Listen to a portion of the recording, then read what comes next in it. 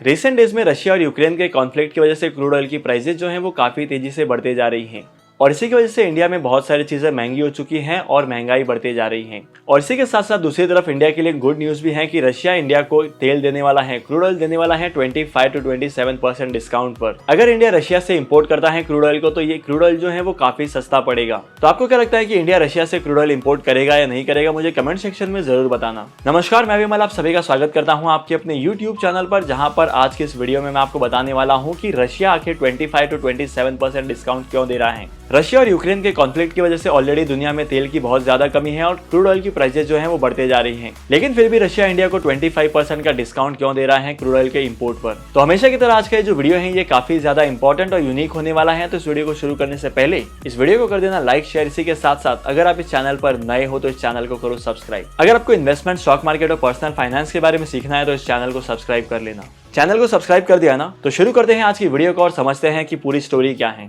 सबसे पहली बात, यूनाइटेड स्टेट ऑफ अमेरिका दुनिया में हर चीज एक्सपोर्ट करना चाहता है और इसी के साथ साथ इसके बहुत सारे ऑयल मैन्युफैक्चरिंग कंट्रीज के साथ कॉन्ट्रैक्ट हैं।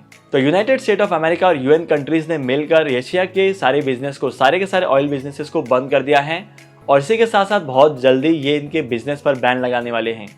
यूनाइटेड स्टेट ऑफ अमेरिका और यूएन के इस डिसीजन की वजह से अमेरिका को तो कुछ फर्क नहीं पड़ने वाला है, लेकिन रशिया पर सबसे ज्यादा इंपैक्ट पड़ेगा, क्योंकि रशिया अपना ज्यादातर रेवेन्यू जनरेट करती है क्रूड ऑयल को बेचकर। सबसे ज्यादा रेवेन्यू उसका ऑयल से आता है, उसके बाद बाकी सारी चीजों से आता है। इससे पहले यूनाइटेड स्टेट ऑफ अमेरिका और यूएन नेशंस ने दो बड़ी बड़ी कंट्रीज के एक्सपोर्ट्स को बंद कर दिया है, उनके रास्तों को बंद कर दिया है। अब अगली बारी आने वाली है रशिया की, और रशिया को यहाँ पर सबसे बड़ा डर इस बात का ही है। तो रशिया को इंडिया से सबसे बड़ी उम्मीद यह है कि इंडिया सबसे बड़ी कंट्री है, यहाँ पर सबसे ज्यादा ऑयल यूज होता है, तो सबसे ज्यादा ऑयल भी ये लोग परचेज कर सकते हैं। और इसी के साथ साथ अगर रशिया से ऑयल इंडिया में आता है तो इंडिया के लिए भी काफी अच्छी बात होती है। इंडिया में भी क्रूड ऑयल की प्राइसेस कम होने की वजह से बहुत सारी चीजों पर इम्पैक्ट पड़ेगा और बहुत सारी चीजें सस्ते भी हो सकती हैं। इसके अलावा भी बहुत सारी चीजें हैं जिन पर ध्यान देना बहुत ज्यादा जरूरी है। बिकॉज अगर रिसेंट डेज की बात करो तो रिसेंट डेज में अमेरिका ने इंडिया को काफी ज्यादा सपोर्ट किया था। तो यहाँ पर इंडिया के लिए सिचुएशन कुछ ऐसी है कि एक तरफ कुआं और दूसरी तरफ खाई। तो यहाँ पर ये देखने वाली बात होगी कि इंडिया इंपोर्ट करती है रशिया से ऑयल या नहीं, क्योंकि इंडिया अगर रशिया से क्रूड ऑयल इंपोर्ट करती है तो इंडिया को काफी सस्ता पड़ेगा।